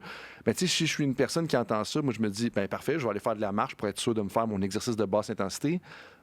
Puis mon point, c'est de dire, attention, dans le sens que oui, il faut faire de l'exercice de basse intensité, mais il faut quand même aller chercher un niveau minimal où est-ce qu'on est capable de parler, mais par courte phrase, comme tu as dit, c'est difficile pour aller chercher les bénéfices. C'est pas à cause qu'on marche comme 6 heures par semaine à 2 km/h, là, puis je fais exprès de dire 2 km/h, c'est pas très rapide, là. Donc à 2 km/h, que c'est suffisant pour aller chercher ça. Pour certaines personnes, peut-être que 2 km/h, ça l'est, mais pour la moyenne des gens, c'est une très grosse généralisation. Fait que moi, je me permets de la faire. Toi, tu la feras pas comme médecin, mais dire qu'il faut probablement chercher un 3, 4, 5 km/h, peut-être même un 6 pour aller avoir ça. Fait que la référence devient toujours dire, regarde, si vous voulez faire de l'activité physique pour prévenir / retarder le diabète, il faut quand même aller chercher une intensité minimale qui fait que des fois, on a de la misère à faire des longues phrases. Parce que là, clairement, de la façon dont on parle, on est loin du zone 2 en ce moment. Là. J'entends ce que tu fais. Si je comprends bien, le but, c'est de rendre ça concret pour faire des recommandations. Puis je pense que la meilleure manière, c'est exactement ce que tu as souligné. Ça serait être capable de parler, mais en phrase courte, parce qu'on reprend un peu notre souffle. Là, on se situe probablement dans une zone 2 versus pas être capable de enligner les mots, probablement que l'intensité est un peu trop élevée. Puis là, les gens qui vont se lancer là-dedans, qui entendent ça, qui sont dans différents rôles, puis disent, OK, je veux rentrer mes mètres heure, mon 12 mètres heure, ou mon 7.5, ou le 150 minutes, ou même le 300, avec ce qu'on vient de discuter. Ça fait quelques fois que tu fais allusion aux risques. C'est quoi les risques puis les dangers qu'on devrait garder en tête, justement, par rapport à ça? Parce que là, on parle de, OK, plus je suis en forme, plus mon VO2 max est élevé, moins j'ai de risques pour ma santé. Je peux me rendre jusqu'à 75 mètres/heure, c'est-à-dire 25 heures de marche à peu près à 3 mètres, donc pas très, à une vitesse normale, avant d'aller d'aller au bout de la relation en J que tu décrivais tout à l'heure. Comme, c'est quoi les risques, puis où est-ce qu'on devrait commencer à faire attention? Oui, c'est une bonne question. Avant de parler de risque, je vais juste souligner, puis on peut y revenir tantôt s'il veut, que les bénéfices, on a parlé un peu de mortalité, santé métabolique, mais tu as me parlé de santé mentale brièvement tantôt, beaucoup Ouais. de données là-dessus, santé cardiovasculaire aussi, santé métabolique, on l'a souligné, prévention et traitement pour améliorer la mortalité au niveau du cancer aussi. Fait que je veux juste glisser ces mots-là aussi, qu'on n'a pas besoin d'explorer en détail aujourd'hui, mais pour dire que les bénéfices, il faut les voir vraiment larges. Puis ça, c'est dans tellement de sphères différentes, les bénéfices de l'activité physique, que c'est très, très large. Puis une fois qu'on comprend qu'il y a tous ces bénéfices-là, bien là, absolument, on peut se tourner sur les risques. Puis quand que je pense, dans mon modèle mental de les risques associés à l'activité physique, il y en a 3 vraiment. Ça se situe autour des blessures musculo-squelettiques, le risque cardiovasculaire, qui est paradoxalement augmenté souvent quand on commence l'activité physique en début d'entraînement dans les hautes intensités, puis au niveau des arythmies cardiaques qui peuvent se développer. OK. Peut-être avant de se lancer là-dedans, Frank, quand on parle de risque, une chose que j'aime, un modèle que j'aime utiliser, c'est un que des guides de montagne ont utilisé, que j'ai vu dans mon expérience quand on faisait des Ouais. voyages guidés. Puis ils parlent souvent de risques comme des risques qui décrivent objectifs ou subjectifs. Puis des risques objectifs, par exemple, c'est un risque qui est inhérent à l'activité. Il n'y a rien qu'on peut faire pour le contrôler. C'est, écoute, si tu fais cette activité-là, le risque est là. Comme, mettons, tu fais une randonnée alpine l'hiver, les avalanches. Exactement. Fait que OK. merci de rester dans le thème des guides de montagne. Fait que, par exemple, c'est ça, on va en alpiniste, écoute, il y a des crevasses ou bien il y a des roches qui peuvent décrocher de la montagne puis tomber. T'sais, on ne peut pas vraiment prévoir ça. C'est un risque qu'il faut juste assumer avec l'activité. OK. Maintenant, l'exemple n'est pas parfait parce que quand on parle d'avalanche, évidemment, c'est important à know before you go. Il faut s'éduquer, il faut prendre des cours, il faut prendre des bonnes décisions. Fait qu'on peut mitiger le risque. C'est peut-être pas purement objectif, mais je pense que tu as bien compris avec ton exemple que ça fait partie de l'activité, c'est inhérent à l'activité. Les risques subjectifs, c'est des risques qu'on peut mitiger. C'est-à-dire, comme on va voir, il y a des risques qui sont associés avec l'activité physique, mais il y a moyen de mitiger ces risques-là pour les minimiser. Puis je pense que tous les risques qu'on va décrire associés à l'activité physique, il y a moyen de les mitiger avec une bonne progression, avec un entraînement qui est adapté, puis en s'entourant de professionnels compétents quand on s'engage dans l'activité physique. OK. Ça fait-tu du sens, ça fait tout à fait du sens, oui. On se lance dans le premier risque Tout à de fait, blessure certainement. musculo-squelettique? Bien, en fait, je peux dans le fond, le deuxième, c'était quoi, les maladies cardiaques? Ouais, Puis le troisième, c'était quoi? Arythmie, Arythmie, OK. parle aussi de maladies cardiaques. Moi, je commencerais aussi peut-être dans par ça, le sens. les 2 derniers, en fait.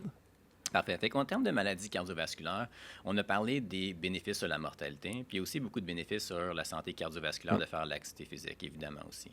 Le risque, c'est paradoxal. On appelle ça un peu le paradoxe de l'activité physique parce que quand on commence à s'engager dans de l'activité physique, qu'est-ce qu'on peut voir? C'est qu'il peut y avoir des risques d'événements cardiaques. Fait que ceux qui nous inquiètent le plus, évidemment, qui sont catastrophiques, c'est des arrêts cardiaques ou des syndromes coronariens aigus, c'est-à-dire des attaques de cœur. Ouais. Fait que premièrement, je pense qu'il faut comprendre un peu c'est quoi le risque que ça nous arrive. Puis le risque est très, très bas. Fait que ce qu'on voit là, c'est que c'est à peu près 5 participants par 1 million quand on regarde des courses ou des gros événements d'endurance. Puis c'est pas juste isolé aux courses. Par exemple, je pense, si je me rappelle bien, il y avait une étude en France qui avait été faite, là, je regarde là juste pour confirmer à l'instant. Puis ils ont regardé toute la population qui était en France qui s'engageait dans l'activité physique. Puis c'est une statistique similaire. On parle d'à peu près 4 cas par 1 million de participation à l'activité physique où est-ce qu'il y avait un événement cardiaque sévère, arrêt cardiaque, attaque de cœur avec arrêt cardiaque, c'est quelque chose de vraiment sévère qui se produit. Fait que premièrement, il faut mettre en perspective que c'est extrêmement rare comparativement à tous les bénéfices qu'on a décrits plus tôt. Puis là, maintenant, je veux souligner l'aspect du risque qui est subjectif, comme qu'on a discuté. Ouais. Donc, ça, c'est intéressant parce que un des docs qui nous présentait au diplôme de Sports Medicine, Dr. Schwellness, a fait une étude fantastique où est-ce qu'il regardait l'impact de faire un pre-race medical screening sur le nombre d'événements cardiaques sévères. Puis je pense pas que les chiffres sont importants, mais c'est de démontrer que lors de ces courses-là, il y a toujours évidemment des événements cardiaques, malheureusement. Puis souvent, c'est des gens, des fois, qui sont pas assez entraînés ou qui avaient des maladies duquel ils n'étaient pas au courant, puis que ça devient évident lors de la course. Puis en envoyant des questionnaires aux gens avant l'événement pour les éduquer sur c'est quoi les risques, c'est quoi les symptômes cardiovasculaires, est-ce que vous avez des symptômes, peut-être que vous devriez voir votre médecin avant de participer à la course, ils ont réduit de beaucoup le nombre de ces incidents-là. OK. Donc, le risque cardiovasculaire n'est pas inexistant, il existait encore, mais il peut définitivement être mitigé avec une approche progressive, puis quand on s'entoure de professionnels compétents pour être capable de progresser au niveau de l'activité physique, puis minimiser vraiment les chances qu'on ait un événement cardiaque sévère alors qu'on participe à l'activité physique. Donc, si je suis, par exemple, un dirigeant de la Fédération d'athlétisme, puis j'organise une course d'endurance ou que je suis impliqué dans l'organisation du Marathon d'Ottawa, du Marathon de Montréal, je devrais envoyer un questionnaire comme ça parce que pour la santé des participants. Est-ce que c'est un peu l'extrapolation qu'on peut faire? Parce que ce que j'entends, moi, c'est de dire, OK, juste amener les gens à réfléchir à ça, ça peut potentiellement éliminer les cas. Ça, c'est l'action concrète que je me demande si on devrait la faire. Mais ce que je trouve intéressant aussi, c'est de dire, c'est pas à cause qu'il y a un événement cardiaque dans le marathon d'Ottawa, ce qui arrive vraiment à tous les marathons, là, j'imagine, de ce que j'ai compris entre les branches, j'ai pas de données sur ça. ça ne veut pas dire que faire du marathon, c'est dangereux et participer au marathon, c'est dangereux pour tout le monde parce que c'est 5 cas sur 1 million, comme tu as mentionné tout à l'heure. Puis aussi, on est biaisé, là, si je fais un peu référence au podcast avec Joël Guérette qui a été publié récemment, bien, on a il y a plein de biais dans la prise de décision, il y a plein de biais dans l'organisation. Bien, un des biais, souvent, c'est que comme, hey, il y a une personne qui a eu une crise de cœur pendant le marathon, c'est dangereux de faire des marathons. C'est pas ça le point, là. Je pense que c'est un peu ça le message. Fait qu'il est en deux temps de dire comme, faisons attention à nos biais. Quand on regarde un cas, c'est pas à cause qu'on voit un cas que là, à cause que c'est récent, ça nous reste à l'esprit et on dit que c'est dangereux. Mais en même temps, moi, je me demande, comme organisateur, leader d'événements sportifs, est-ce que c'est une pratique qu'on devrait justement intégrer justement dans l'organisation de notre course? Oui, c'est une bonne question. Hein? Puis j'aime que tu parles du recall bias quand ces événements-là arrivent à cause qu'ils sont catastrophiques. C'est souvent des jeunes qui fonctionnaient bien. Évidemment, ça nous impacte beaucoup au niveau émotionnel. Ouais. Puis pour ta deuxième point, je pense que oui, le titre de Dr. Wellness, puis je peux vous la souligner, là, c'est Pre-Race Medical Screening and Education Reduce Medical Encounters in Distance Road Races, publié par Wellness and All, démontre que son intervention diminue le nombre de cardiaques significatifs catastrophiques qui ont lieu durant la course. Fait que oui, je pense que ça serait quelque chose d'intéressant à intégrer. J'ajouterais aussi qu'un autre cours qu'on a eu durant cette formation-là, qui était fort intéressante aussi, c'est de démontrer que le nombre de gens qui participent dans ces événements-là, aussi d'endurance ou bien d'activité physique assez intense, ont beaucoup augmenté dans les dernières années. Puis avant, je pense que les sports comme ça, c'était beaucoup moins populaire. Fait que les gens qui faisaient des marathons, c'était probablement des gens qui s'entraînaient sur une période de 5, 10, 15 ans. Puis ce doc-là, quand il présentait, lui, c'était un marathonien aussi, il dit « Moi, j'aurais jamais couru de marathon avant un bon 3-5 ans d'entraînement. » Puis maintenant, il y a beaucoup de programmes qui me viennent à l'esprit comme « Run your first marathon in 16 weeks », ces choses-là. Puis je pense que si on ne respecte pas la courbe puis on ne laisse pas le temps au corps de s'adapter pour développer les adaptations nécessaires pour performer dans un environnement ou bien un événement assez intense comme courir un marathon, par exemple, c'est là qu'on voit que les complications ou le risque de complications augmente. Ben oui, puis ça, c'est tellement un élément important qui est sous-estimé. Je pense que c'est comme rendu populaire de dire « Hey, je vais aller faire un marathon, je vais participer au marathon d'Ottawa. » Puis là, c'est comme « OK, j'ai commencé à m'entraîner au mois de mai, puis je sais qu'à la fin mai ou début juin, je vais courir un demi-marathon, alors que tu n'as pas couru de l'hiver. » Puis l'autre affaire aussi, dans toutes les problématiques qui reviennent au niveau de l'entraînement, un des bénéfices, puis une des choses qui est tout le temps à considérer, c'est de dire comme faut que tes tendons s'habituent à ce que tu fais. Fait que, oui, de développer ta force, puis quand des fois, les gens prennent des substances... on va dire, illicites pour augmenter leurs bénéfices en entraînement. Le problème, c'est que la progression de la force ne concorde pas avec l'adaptation du muscle, du système musculo-squelettique. Fait que tu vas peut-être deadlifter 800 livres, mais tout le reste de ton corps, c'est pas adapté au fait que tu deadliftais 800 livres parce que ta progression de deadlift a été fulgurante un petit peu. Fait que ça devient un élément important, ce qui fait un lien avec la première composante qu'on a évitée tout à l'heure, les blessures musculo-squelettiques. C'est de dire...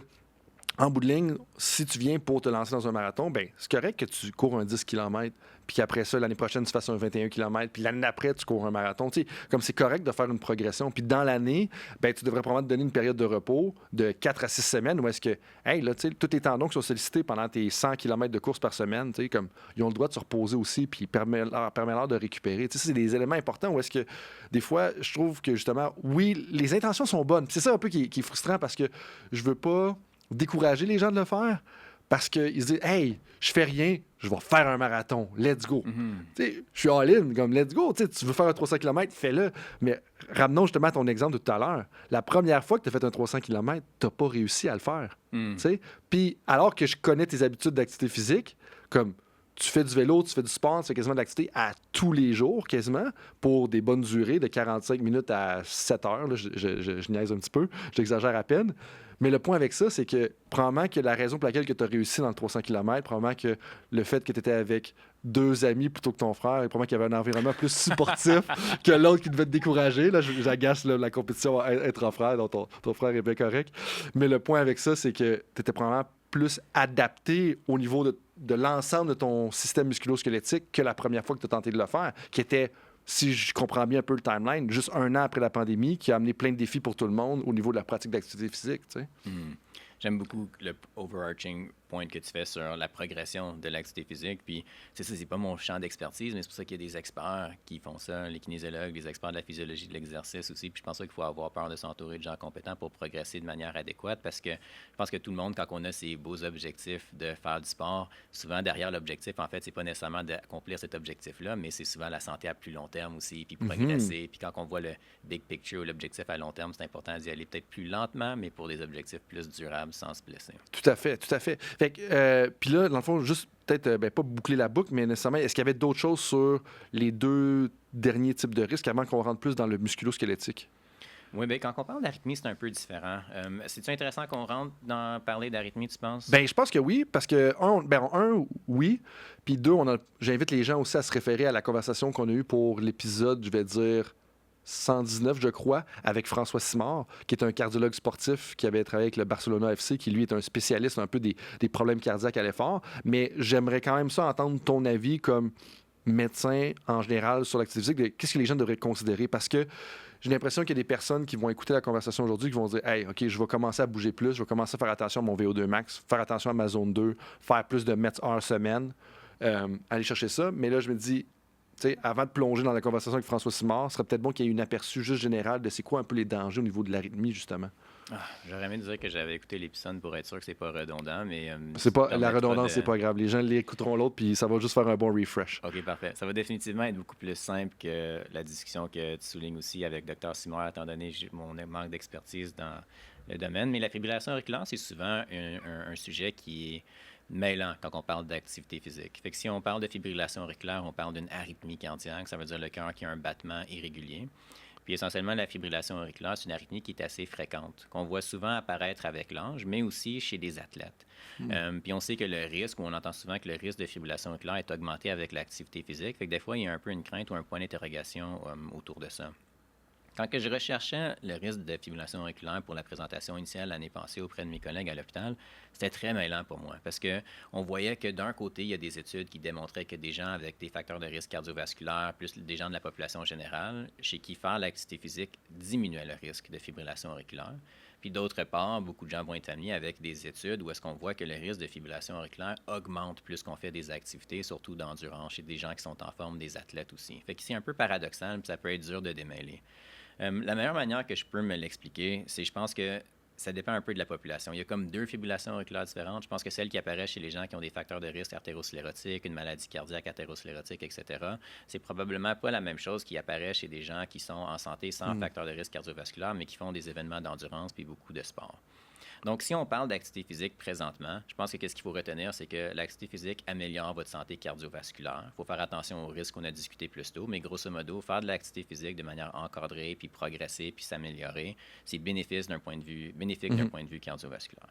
Maintenant, si on est jeune puis on fait trop d'activité physique ou on en fait beaucoup, est-ce que ça peut causer un risque de fibrillation auriculaire augmentée? La réponse, c'est oui. Puis pour donner des chiffres, c'est pour ça que je voulais définir les METs, dans une étude de Centurion et Hall qui est apparue là, en 2022, si je ne me trompe pas, dans le Journal of Atrial Fibrillation, en 2019, qu'est-ce qu'on voyait? C'est qu'il y avait un odds ratio de 5,6, fait que d'augmenter les chances de développer la fibrillation auriculaire avec un odds ratio de 5,6 après juste un cumulatif de 2000 heures d'activité physique sur une vie.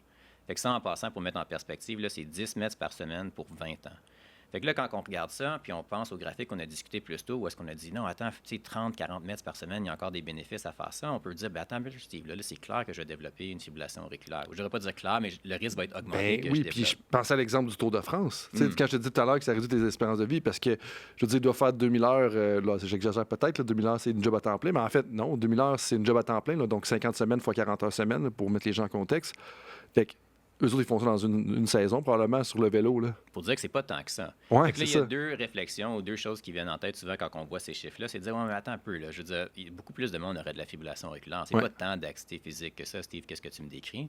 Puis, c'est probablement que ça nous amène à comprendre qu'il y a un risque polygénétique à le développement de la fibrillation auriculaire. C'est-à-dire que c'est pas tout le monde qui va avoir la même exposition à cette activité physique-là qui va le développer. C'est définitivement multifactoriel au niveau de nos gènes, au niveau de nos habitudes de vie. On sait que la consommation d'alcool augmente le risque aussi. Fait que c'est dur de concilier juste en termes d'activité physique. Fait que quand on prend un pas de recul de tout ça, je pense qu'il faut se dire, bon, OK, comment qu'on voit ça? Mais je pense pas que je peux vous dire que de faire de l'activité physique n'est pas associé avec un risque augmenté de fibrillation auriculaire. On vient de démontrer que ça l'est, mais quand on voit ça dans la balance des choses, tous les bénéfices qu'on a décrits plus tôt versus les risques, mais les bénéfices outweigh définitivement les risques, selon moi, de participer à l'activité physique. Souligner aussi que quand on a parlé de bénéfices, on parlait de choses comme mortalité, santé cardiovasculaire, santé métabolique. C'est toutes des choses très importantes puis qui sont souvent le root cause de plusieurs maladies chroniques. Ouais. Quand on parle de fibrillation auriculaire, c'est pas pour minimiser, mais c'est pas une arythmie souvent qui est mortelle. Souvent, oui, il faut prendre des médicaments, des anticoagulants. Encore une fois, c'est pas de minimiser les impacts que cela a sur une vie, mais c'est définitivement pas une arythmie souvent qui est mortelle comparativement aux bénéfices de mortalité qu'on peut escompter avec l'activité physique. Puis parce qu'on pense à problèmes cardiaques généralement. Puis là, tu sais, je rentre ça juste dans la catégorie générale de problèmes cardiaques parce que je pense que c'est un peu ça que les gens vont faire. Mais c'est pas à cause que c'est un problème cardiaque que ça veut dire nécessairement mortalité. T'sais. Idéalement, on veut pas avoir le problème cardiaque, clairement. C'est pas ce qu'on dit. Mais il faut pas faire une fausse adéquation ou une fausse relation, établir une fausse relation nécessairement entre les deux. Et là, si on tombe dans le volet plus des risques musculo-squelettiques, qui sont importants à prendre en considération parce que je veux m'assurer qu'on fait le tour des trois parce que je veux que les gens, peu importe leur profession, prennent le temps d'être actifs pour différentes raisons. Tu sais, d'un côté, moi, j'aime ça, l'en faire.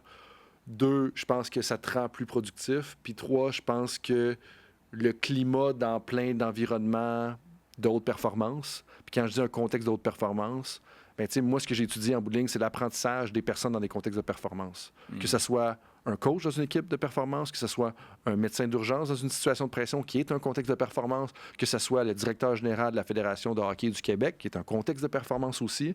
Donc, on a des décisions à prendre sous pression, puis souvent les décisions sont pleines de nuances de gris. Moi, j'aimerais ça que toutes les personnes se mettent davantage à faire de l'activité physique parce que je pense que si tu en fais, tu vas être un meilleur professionnel, puis tu vas aussi être dans un état plus positif pour contribuer à ton équipe. Tu sais, ça amène plein de conséquences positives qu'il faut faire que le système sportif ou les contextes dans lesquels les gens travaillent va juste être plus positif, plus adéquat, puis on va avoir des gens qui vont être un peu plus heureux aussi à travers leur carrière.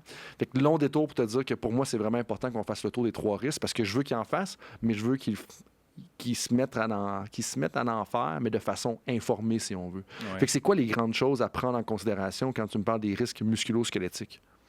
Oui, c'est une bonne question. Puis je suis content plus tôt que tu as parlé de mon exemple de mon deadlift de 800 livres et le risque de blessure.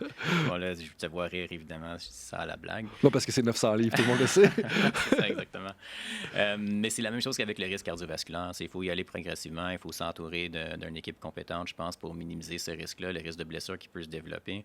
On pense souvent à des blessures qui peuvent arriver. Le plus grand risque, c'est les blessures traumatiques, fait que par le choix d'activité. Puis c'est pas dire de ne pas faire des activités où ce risque-là est présent, mais comprendre que ce risque-là est augmenté dans des activités où il y a un risque traumatique, des sports de contact, etc.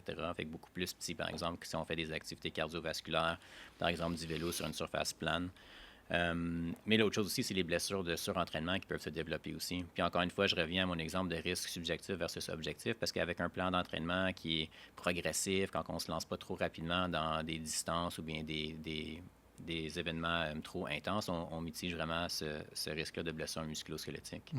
Un dernier point que je ferai ici, Frank, c'est que souvent l'arthrose, si on parle de l'arthrose, on dit c'est de l'usure des articulations. Puis dans mon expérience en parlant avec les gens, il y a souvent une idée que si je fais de l'activité physique comme la course par exemple ou du vélo, je vais précipiter l'arthrose parce que c'est de l'usure, je fais plus de sport, ça augmente l'usure. Puis ça, je pense que c'est important de souligner qu'en termes de blessures musculo-squelettiques, en fait, qu'est-ce qu'on voit, c'est que les gens qui sont actifs, qui ont une bonne musculature, qui bougent beaucoup, ils ont moins d'arthrose, ils sont moins symptomatiques de leur arthrose. Fait que je veux juste souligner que, en fait, l'activité physique, on parle de risque de blessure musculo-squelettique, mais à la bonne dose et avec la bonne progression, c'est en fait un facteur préventif de blessure musculo-squelettique. Encore une fois, the poison's the dose, qu'on dit. Ah ouais, mais c'est intéressant que tu soulignes ça parce que moi, j'ai été diagnostiqué avec de l'arthrose dans mon genou gauche. Donc, si je cite le médecin mot pour mot, puis je peux en parler parce que c'est mon cas à moi, fait que j'ai ultimement le droit là-dessus, il m'a dit, j'ai dit, fait que ce que tu es en train de me dire, c'est que j'ai un vieux genou. Il dit, ouais, je te dirais que tu as probablement un genou de 50 ans et plus, tu sais. Puis alors que j'ai pas 50 ans, pour les gens qui se posaient la question, là, tout le monde est d'accord quand ils voient ma barbe, ils savent que j'ai pas 50 ans. Mais ceci étant dit, tu sais, ça déconstruit un peu ma perception parce que moi, j'étais comme, faut que j'y fasse attention. Puis oui, j'y fais attention à mon genou justement à cause qu'il y a de l'arthrose, mais en bout de ligne, probablement que je dois continuer à faire justement l'activité physique que je fais, c'est-à-dire à peu près 4 heures d'activité physique par semaine, parce que ça va justement m'aider à faire que là, il est déjà magané mon genou pour des blessures aiguës qui sont arrivées au football. Mais en bout de ligne, ça va probablement m'aider à faire que peut-être que, oui, je vais passer de 35 à 50 ans, mais mon genou ne passera pas de 50 à 65, il va peut-être juste passer de 50 à 55. Oui. Puis pour répondre à ta question, oui, il faut absolument que tu continues à bouger. Encore une fois, ça a été le thème de la discussion aujourd'hui, mais c'est toujours de le faire avec une bonne progression, une bonne intensité qui a de l'allure. Mais la solution, par exemple, quand on se fait diagnostiquer avec l'arthrose, c'est pas évidemment la sédentarité pour entre guillemets, protéger l'articulation. Continuer à bouger, développer la musculature, c'est bénéfique. Puis j'en profite pour en souligner une chose sur laquelle je m'intéresse plus dernièrement, c'est l'arthrose. Plus que je lis, plus qu'on voit que c'est une maladie qui est plutôt systémique même. C'est plus que juste localisé à l'articulation. Puis on peut voir que selon qu'est-ce qu'on mange, selon nos maladies chroniques, métaboliques, etc., ça peut aussi avoir un impact au niveau articulaire, au niveau de l'arthrose aussi. Fait que je pense qu'il nous reste à apprendre sur l'arthrose, mais c'est plus que juste une question biomécanique à une articulation isolée. Fait que notre nutrition, notre alimentation pourrait avoir un impact sur ces choses-là. C'est intéressant, ça. Oui, puis ça, je ne suis pas définitivement assez l'expert pour en parler aujourd'hui, mais ça me fait penser à une méta-analyse récente qui regardait l'impact du turmeric, par exemple, sur l'arthrose. C'est pas dire que le magnitude of effect était immense, mais on voit quand même que des choses comme ça, comme le turmeric, souvent qui est décrit comme un ingrédient anti-inflammatoire pour avoir un impact sur l'arthrose au niveau d'une articulation, montre qu'il y a définitivement quelque chose de systémique aussi qui est derrière les symptômes de l'arthrose. Intéressant. Fait que le turmeric, là, si je ne me trompe pas, c'est une épice qu'on peut mettre ou c'est quoi le turmeric? Oui, exactement. Fait que c'est un ingrédient ou bien on y pense souvent en forme d'épice. Okay. L'étude en question, par contre, juste pour préciser, il donnait l'ingrédient, mais sous forme de capsule à une dose très haute. Okay. Fait que probablement que si on cherchait à reproduire ces résultats-là, on ne peut pas se contenter de saupoudrer un peu de turmeric sur notre café le matin ou les repas qu'on mange le soir. Quoique c'est peut-être pas mauvais de le faire non plus. Sur le café, là, je veux dire, attends un peu, pourquoi le café comme exemple? C'est quelque chose que tu fais? Ah, OK, j'ai peut-être ouvert un. Mais là, pas parce que je pense pas qu'on devrait faire ça, mais quand j'ai pensé à turmeric, moi, je voulais m'assurer que les gens savent de quoi qu'on parle. C'est pour ça que j'ai entendu parler. Mais moi, je pensais le mettre peut-être sur des œufs. Mais là, mettre ça sur mon café, t'as un peu, là. OK, ben moi, je suis comme toi. Moi, je le mets juste sur mes œufs. Mais mon fils de 4 ans, des fois, il boit des laits mousses qu'il nous demande dans ses mots où est-ce qu'on fait chauffer un peu de lait, puis il boit, puis il met un peu de cannelle, puis un peu de turmeric. Ma conjointe me dit que c'est quelque chose qui se fait. Puis depuis qu'il a commencé l'expérience, il demande toujours pour les deux. OK, fait qu'il s'en va pour être barista, là. Si je comprends bien dans son développement de carrière. Mais ceci étant dit, il y a tu sais, avant qu'on se discute, j'ai envoyé des perches à du monde qu'on connaît mutuellement pour savoir un peu qu'est-ce qu'ils voudraient te poser comme question. Puis là, on parlait des blessures musculo-squelettiques. Puis il y a une des personnes, on le nommera pas, mais on va dire qu'il y a un PhD puis il est un physiothérapeute propriétaire. Donc, on a une idée de qui on parle.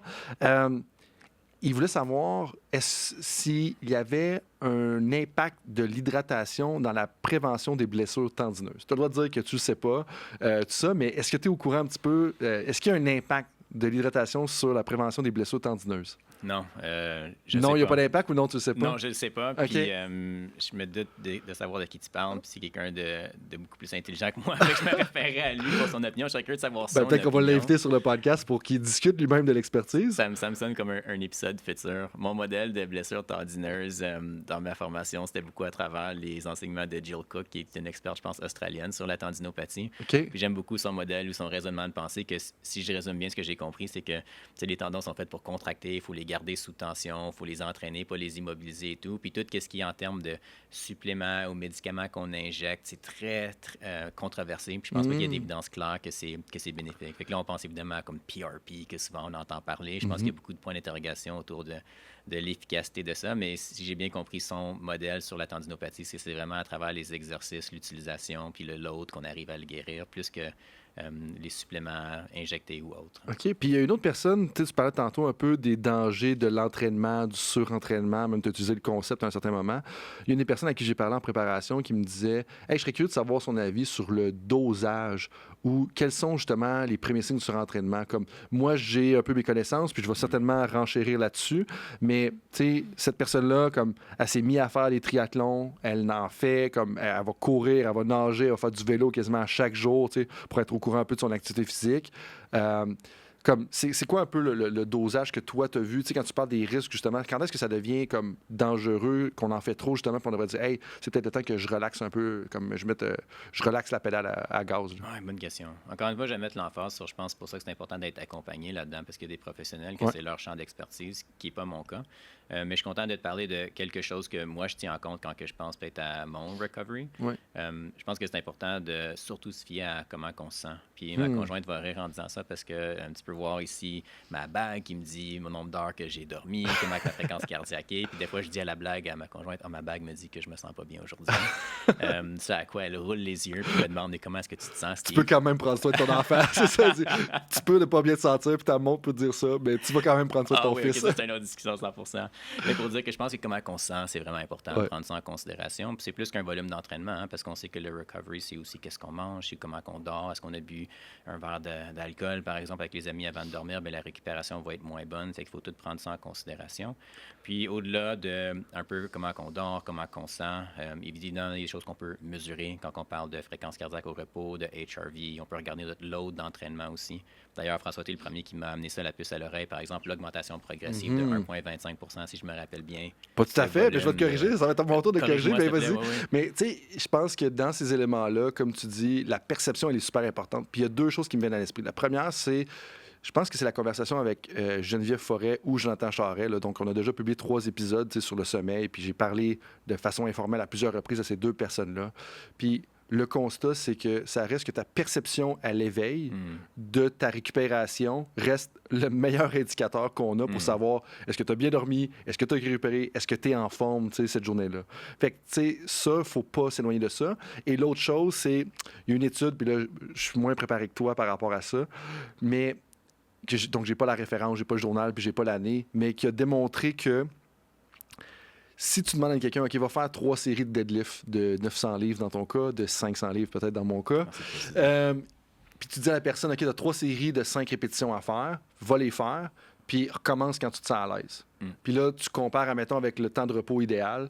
Bien, en réalité, les gens qui y vont de façon informelle finissent par avoir le feeling adéquat de récupération, puis finissent par faire leur série à des moments opportuns. Fait que voulant dire que des fois, on va timer nos séries, nos repos, donc dire, OK, tu fais 3 séries de deadlift avec 3 minutes de repos, bien qu'en réalité, tu devrais quasiment y aller au feeling, puis c'est probablement un bon guess. Parce que des fois, tu fais une série, mettons, de 12 répétitions au bench, dans mon cas, avec 85 livres peut-être. Fait que là, je fais mes séries de 12 répétitions avec 85 livres. C'est une blague, là, je fais exprès de sous-estimer. Là. Mais ceci étant dit, c'est vas-y un peu au feeling. Oui, peut-être la théorie dit que ça devrait être 1 minute le repos, mais fais ton 12 répétitions. Quand tu te sens à l'aise, repars. Puis ça se peut que ce soit 45 secondes, ça se peut que ce soit 90 secondes. C'est sûr que si tu prends 8 minutes, c'est sûr que tu vas te sentir à l'aise. Mais on parle de dire, OK, tu sais qu'il faut que tu recommences à peu près entre 30 secondes à 3 minutes. Recommence quand tu te sens prêt à repartir.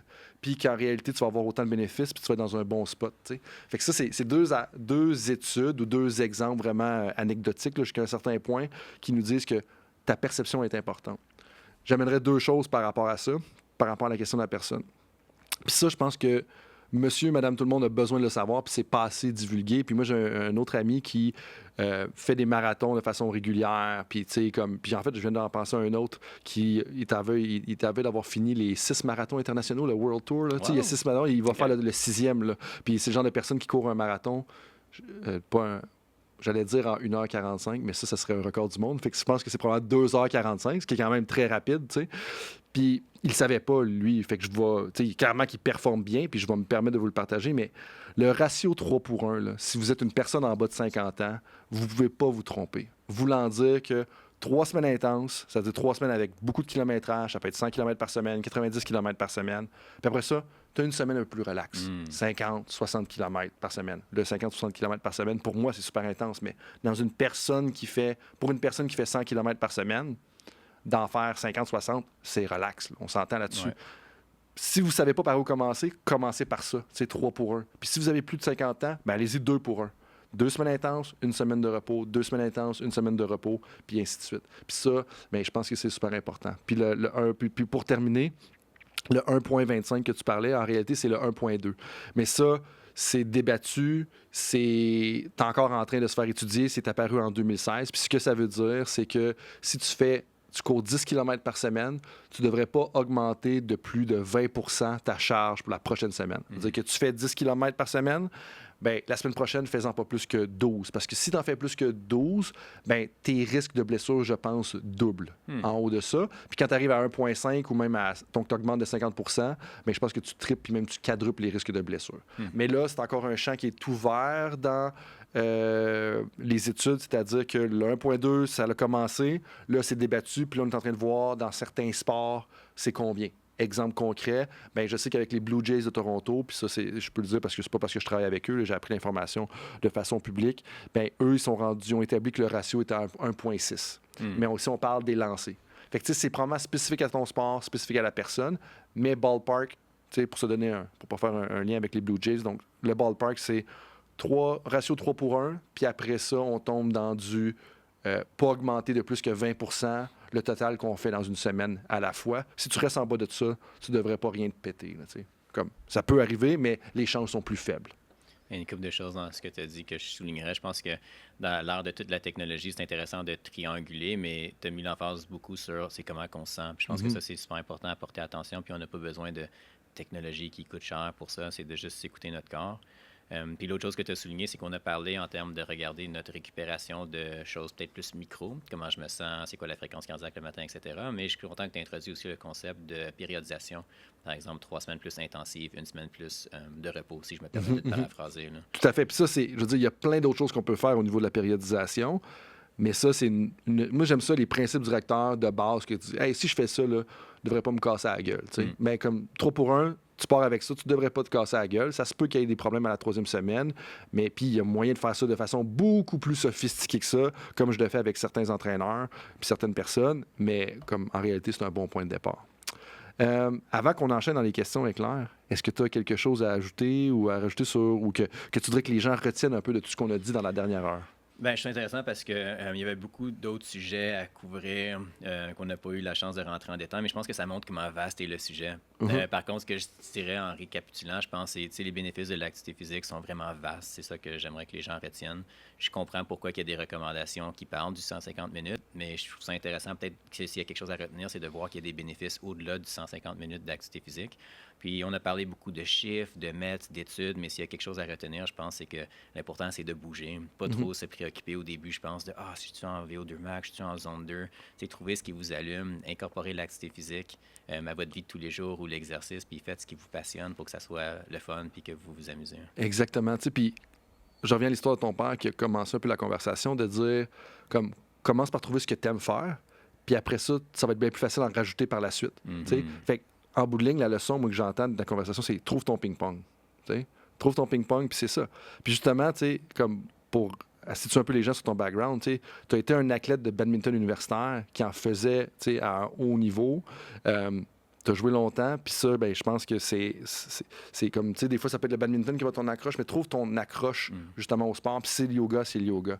Puis justement, en lien avec le badminton, il y a un de nos amis et collègues qui voulait savoir, si tu avais à retourner en arrière, qu'est-ce que tu dirais à propos de l'importance du cross-training lorsqu'on fait un sport unilatéral pour prévenir les déséquilibres musculaires? Mettons là, qu'on aurait une cuisse qui est beaucoup plus grosse que l'autre parce qu'on joue au badminton, fait tout le temps un lunge. Comme, si tu avais à retourner en arrière à ce moment-là, comme, qu'est-ce que tu ferais un peu différemment?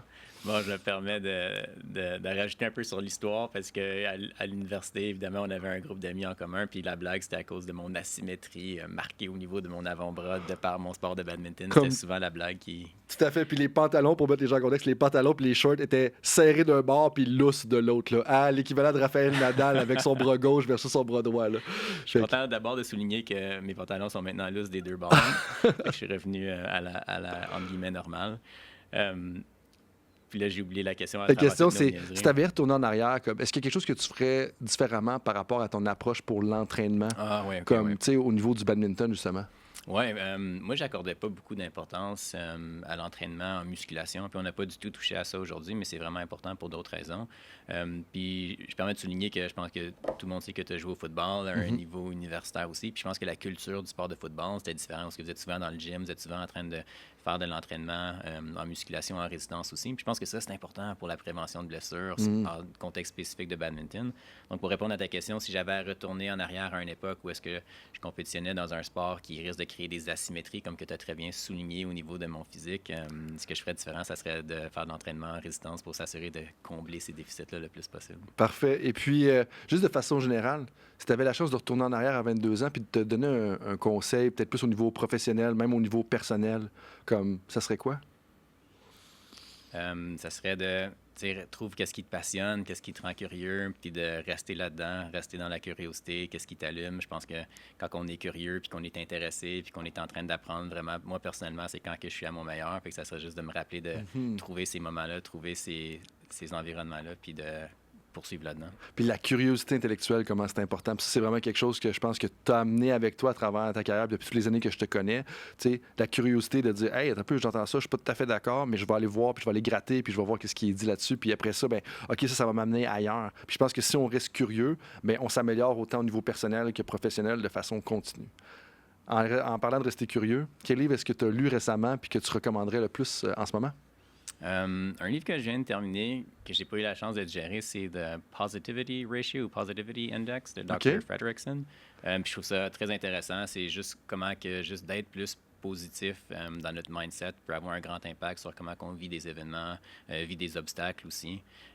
Puis j'ai peur de mal citer le livre, encore une fois, fait que je me permets juste de donner ce bémol-là. C'est pas de dire qu'il faut toujours être, entre guillemets, heureux ou positif dans ce sens-là, mais c'est garder un mindset positif, même à travers les épreuves qui sont plus difficiles ou des obstacles, puis l'impact que ça peut avoir. Tout à fait, tout à fait. Et puis, si tu peux mettre une citation sur un Jumbotron dans un aréna ou un stade, ça serait quoi? Puis qu'est-ce que tu veux que les gens en retiennent? Ça serait une citation que je viens d'inventer à l'instant, ça serait « Trouve ton ping-pong ». Fait que j'espère qu'il n'y aura pas de poursuite qui sera entamée au podcast Temps d'arrêt. Mais blague à part, je pense que ça rejoint encore de trouver ce qui te passionne. Puis c'est plus que juste dans le sport. Hein, pour rester allumé, pour rester curieux, il faut évidemment qu'on soit engagé dans quelque chose qui nous appelle, qui nous allume. Fait que pour te paraphraser, je pense « Trouve ton ping-pong », c'est très approprié. Parfait, super. Puis dernière question, tu sais, je pense que j'aime bien le jeu Start, Bench, Cut. Donc, parmi trois, choisis ce qui va être classé comme partant, sur le banc ou coupé. Puis il y a une personne de notre entourage là, qui m'a aidé à générer la question d'ailleurs. Okay. Le choix numéro 1. Tournoi de badminton avec l'équipe des Carabins de l'Université de Montréal de l'époque, où est-ce que tu étais un athlète universitaire. 2. Shaded Boys pour une fin de semaine pas tranquille, pour utiliser ces mots. Et puis, choix numéro 3, qui est un de tes favoris, randonnée sportive d'une demi-journée pendant une conférence, pendant que tout le monde va à la conférence. OK. Lequel qui est partant, lequel qui est sur le banc, puis lequel qui est coupé.